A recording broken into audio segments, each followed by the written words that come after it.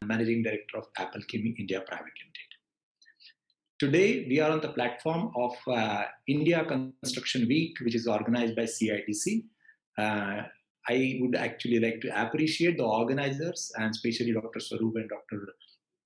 Bharadwaj for bringing out these things to us and uh, putting a put forward a step in new technology. Now, I am going to talk to you on innovative materials for sustainable construction. I'll be speaking on innovations and sustainable construction. If you are talking about innovations, successful commercialization of a product, process, or services as a part of demand of the market or a target customer is referred to as innovation. As far as civil engineering industry or construction industry is concerned, the definition is a little different. Let us look at what is sustainability and what is the innovations. I am giving you very simple examples. Recently, in the Discovery Channel, there was a sustainability appreciated, and wherein in Rajasthan, refrigerators were made out of clay. And in this refrigerator, except making ice creams, everything can be made, everything can be used. You can put fruits, milk, vegetables, and keep it cool. And there is no energy required, external energy required. And the refrigerator can cost as less as around 2000 Indian rupees. And it's absolutely sustainable, and it has been appreciated all over the world. Similarly, if you're talking on the innovation side of it, I really have one example, which is of Tata Nano. Now, this particular vehicle has got innovations of 31 in the design part, 31, and around 37 patents on the technological front. So this is something great. Now let us look at what our construction industry has done on the innovation side. Yes, recently there is a huge mechanization, concrete mixers, cranes, power tools, they have come in a big way, computer-aided design, beam modeling system, modular construction, which is precast, prefab, and also robotic total stations. So this has changed the way we do the construction. Similarly, if you are looking at the pavements, concrete roads are being done everywhere in the world, and even there are precast, prefabricated concrete road panels. And the innovative part is that now people are even trying to put sensors in the lifting holes, and then there will be sensors, processors, which can transfer the information about the behavior of the concrete pavement. You can monitor it sitting in the office, and that is something great. If you are looking at the innovations on the resource side, yes, manpower, we are taking care of great. We are having smart clothing for the people who are at the site. This clothing can change its own temperature based upon the body temperature of a worker. And for the safety side also, if you are putting these new gloves, which are developed recently in Germany, then the gloves will change its color if the person is touching his hand to any toxic product. So this is quite a safety parameter, I will say. On the site resources, smart and safety glasses have come. Construction drones, in my opinion, is a big innovation, especially for the construction people, where you can monitor large stretches of road or canal lining or remote places very comfortably.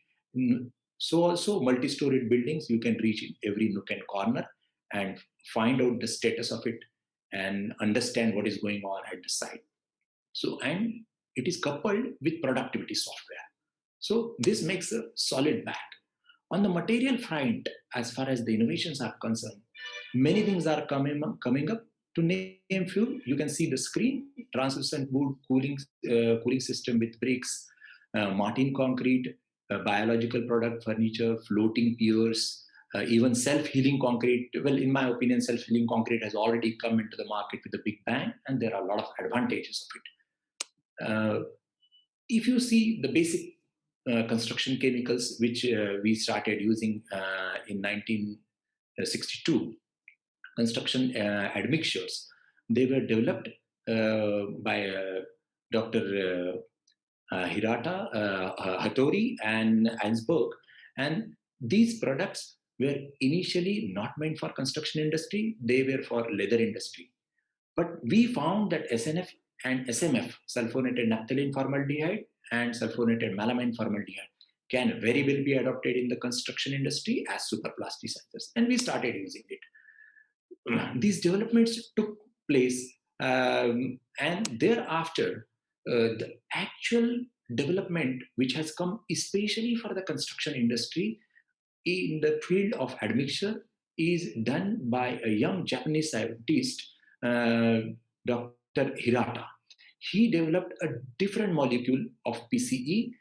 He reacted MPEG with methyl methacrylate or acrylic acid, and he developed a molecule of PCE, which is polycarboxylate ether. And PCE has been changing the entire construction technology in a big, big way.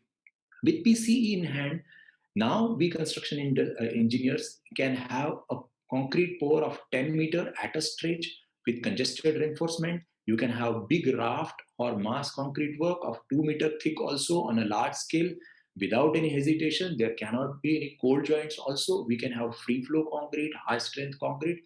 Many, many farms have come up. But basically, it is because of PCE. The further development in the PCE technology is a viscoflux technology. Well, I'm very proud to be a part of viscoflux technology because this is a green technology. How green? Because basic PCE technology aims at producing a product by heating it up to 160 degrees centigrade in the first phase of reaction, and in the secondary reaction another 120 degrees centigrade is heated, then cooled, and the process takes around 10 hours. In PCE technology, what you can see on the reactor on the right hand side, it is only one process. It is almost at the room temperature, no heating, no cooling is required, and the process is complete in 2 hours. So that's a great innovation. Similarly, there are innovations in the other products in the construction side, which is curing compounds. Curing compounds have changed huge amount of water. The water which we are using can be reduced to very, very large extent. They are of wax base, water base, or aluminized resin base. And once you put a curing compound, then the evaporation control losses, and there can be good protection, and water for the curing can be totally saved. Well, talking about the evaporation control, there is recently a new development. A product has come which is evaporation control agent. Now, this evaporation control agent is a liquid which you can spray immediately after the casting is done on the pavement. So the evaporation controls takes place, and thereafter you can put curing compound and then take care of the pavement things. Well, this is what I have shown in the picture. That in the first slide, you can see the evaporation control agent put, and thereafter, after half an hour or so, when the concrete can retain its texture, and you can put do the brooming, texturing, and curing compound. Uh, well, as far as the RCC is concerned, bipolar corrosion inhibitors are one more great product that the concrete which is embedded, the steel which is embedded in concrete will not rust, and, and this is a big benefit for the construction. Recently, there are developments in the sealants. White toppings are being done in many parts of India, and for the filling of the joints of these white toppings or tunnel joints or concrete roads, sealants and adhesives with polymer or polysulfide or polyurethane have come in a big way. As far as the construction speed is concerned, there has been innovation that you can have the segment bonded adhesives, what you can see in the lower picture. You can do the precasting at one place, bring the segments at one place at the site, and go ahead with joining of the various pieces and do the post tensioning, and your spans are done with. Similarly, you can do construction over sea or over a river span or even congested traffic in the city by having post tensioning method at the top, as what you can see in the picture. This is what I was telling you, that these are the places where segment bonding adhesives have been used, and this is applied on the surface of the segment, and then you put the two segments together. As far as the durability is concerned, yes, carbonation is one process which leads to the disintegration of concrete, and there are carbonation protection coatings which can be used for tunnels, flyovers, and even for the steel structures, there are new protection coatings.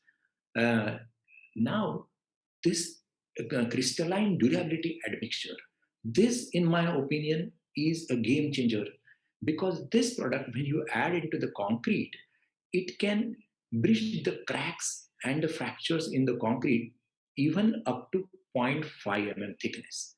And this crack bridging process takes like a self-healing, and that is why sometimes it is called as self-healing concrete also. And what you can see on your screen is a laboratory example of how the self-healing takes in around 30 days. Now, coming to the sustainability part of it. See, if you see overall construction industry, 40% of the global energy is consumed by us. We are also responsible for 40% of the waste generation. Not only that, we are producing 50% of the carbon dioxide emission. So we are not very green or very environment friendly institute, this industry, I can say. What we will have to use, that if we want to be sustainable and good industry, we will have to use all the innovations. We will have to use supplementary cementitious materials like fly ash, microsilica, industrial waste. And not only that, once we make a nice concrete mix design out of it, with the help of PCEs, then obviously with better concrete technology, you get durable concrete because there is a longer span, and the longer span will again give you sustainability. So whatever we have talked about the innovations, now if we put it into the field, we will be achieving better and better sustainability. What we have to do is we will have to forget the old technologies of admixtures, that lignosulfonate, SNF, SMF. These were red technologies in my opinion. What is green is polycarboxylate ether and viscoflux technology, which is going to give a lot of benefits. So also, once the structure is done with, we can have some of the new products which have come is foam concrete and albedo paints, which will give you a very sustainable structure. This is what the foam concrete is this.